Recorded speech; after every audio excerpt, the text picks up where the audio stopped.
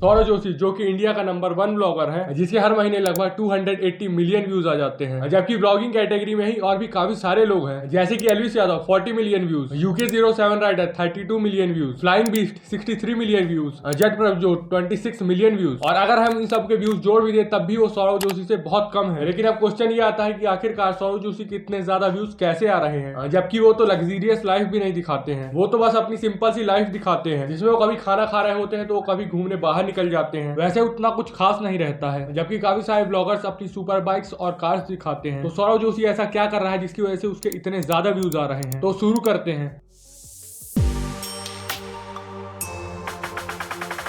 वैसे सौरव जोशी का ये इकलौता चैनल नहीं है, उनका एक आर्ट चैनल भी है। और ये सौरव जोशी ब्लॉग्स तो उनका दूसरा चैनल है। पहले वो सिर्फ अपने आर्ट चैनल पे ही फोकस किया करते थे। फिर उन्होंने लॉकडाउन के टाइम से ये डिसाइड किया कि अब से मैं 10 दिन तक लगातार ब्लॉग्स बनाऊंगा। फिर 10 दिन कंप्लीट होने के बाद उन्होंने 20 दिन 30 दिन कर करके अभी के टाइम में वो डेली ब्लॉग्स बनाया करते हैं। वैसे शुरुआत में इतने व्यूज नहीं आया करते थे जितने अभी के टाइम में आ रहे हैं। वो अप्रॉक्स 50 ब्लॉग्स बना लिए थे, उसके बाद ही जाकर उनका भयंकर ग्रोथ स्टार्ट हुआ था। वैसे ब्लॉग्स बनाने की शुरुआत में तो वो अपने ब्लॉगिंग चैनल में ये अपलोड किया करते थे कि मैं किस तरह के आर्ट्स बनाता हूँ। एक तरह से उसे बिहाइंड द सीन वाला ब्लॉग्स कह सकते हैं, जिसमें वो दिखाते हैं कि आर्टिस्ट की लाइफ कैसी होती है। ब्लॉग ऐसे ही एक दिन बनाया, लेकिन स्टार्टिंग में मैंने वो भी आर्ट का ही बनाया, मैं कुछ स्केचिंग कर रहा था।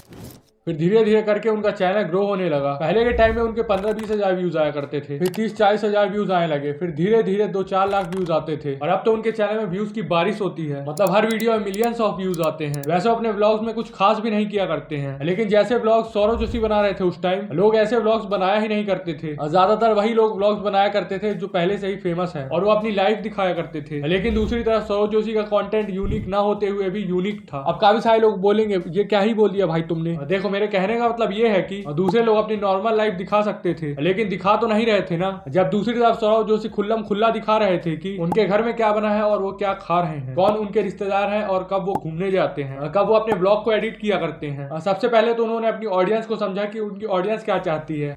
ऑडियंस को समझा मैंने कि ऑडियंस को क्या चाहिए, और जो ऑडियंस को चाहिए था मैंने उस तरह से वीडियोस बनाई और लोगों को पसंद आई। काफी सारे ब्लॉग्स बनाने के बाद उनको पता चल गया था कि लोगों को रिलेटेबल चीजें बहुत पसंद आती हैं, और वो भी एक लोअर मिडिल क्लास फैमिली से बिलोंग करते थे। वो शो ऑफ नहीं करते थे, जो रहता था वही दिखाते थे। वो ये नहीं सोचते थे कि उनका घर कैसा है, वो कैसे रह रहे हैं, वो सभी चीज दिखा देते थे। मैंने टारगेट करा जो मिडिल क्लास लोग हैं इंडिया में, उनको कि हाँ उनकी लाइफ दिखानी है।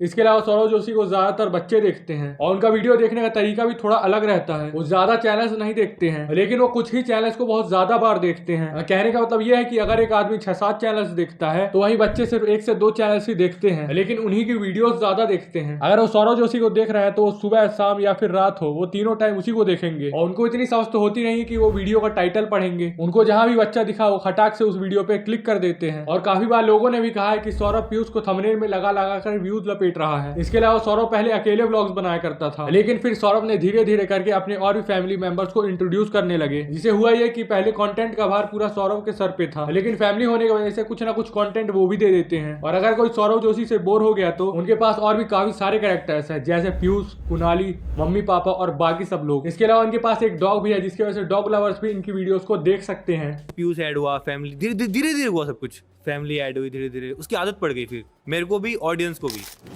सौरव के पास हर तरह की ऑडियंस है, बच्चे, बड़े और बुजुर्ग। और कुछ लोग तो सौरव जोशी को सिर्फ इसलिए देखते हैं क्योंकि वो ये सोचते हैं कि आखिरकार कौन है ये जिसके इतने सारे व्यूज आ रहे हैं। तो वो एक आध बार चेक करने जरूर आएगा, और उसे ब्लॉग पसंद आया तो वो चैनल को सब्सक्राइब भी करेगा। हो सकता है कि अगर आप शुरू में सौरव के ब्लॉग देखो तो आपको मजा ना आए, लेकिन अगर आप उनके ब्लॉग डेली देखोगे तो वो बहुत ज्यादा एडिक्टिव हो जाता है। फिर अगर आप ये सोचो कि आप सौरव के ब्लॉग देखना छोड़ दो तो उसे छोड़ना थोड़ा हार्ड हो जाएगा, क्योंकि किसी भी चीज की हैबिट बनाना और छोड़ना दोनों ही बहुत मुश्किल होता है। जैसे कि जियो आखिरकार आपको 5G इंटरनेट देके क्या कर रहा है? आप उसके कोई रिश्तेदार हो रखे हो क्या जो आपको वो फ्री में दे रहा है? एक्चुअली वो आपकी आदत लगवा रहा है 5G इंटरनेट देके। जब आपकी आदत हाई स्पीड इंटरनेट चलाने की हो जाएगी तो आपको फिर 4G चलाने में मजा नहीं आएगा, फिर आपको मजबूरन पैसे खर्च करने ही पड़ेंगे 5G चलाने के लिए। उसी तरह अगर आपकी आदत ब्लॉग्स देखने की पड़ गई तो आप बहुत मुश्किल से ही उसे छोड़ पाओगे। सौरव डेली सुबह 8 बजे ब्लॉग्स अपलोड कर दिया करता है, और जिन लोगों को भी सौरव जोशी के ब्लॉग्स देखने की आदत है तो उनके मोबाइल में सुबह 8 बजे उनका चैनल खुल ही जाता है, और एक ही टाइम पे ब्लॉग्स अपलोड करने की वजह से उनकी ऑडियंस को भी पता रहता है कि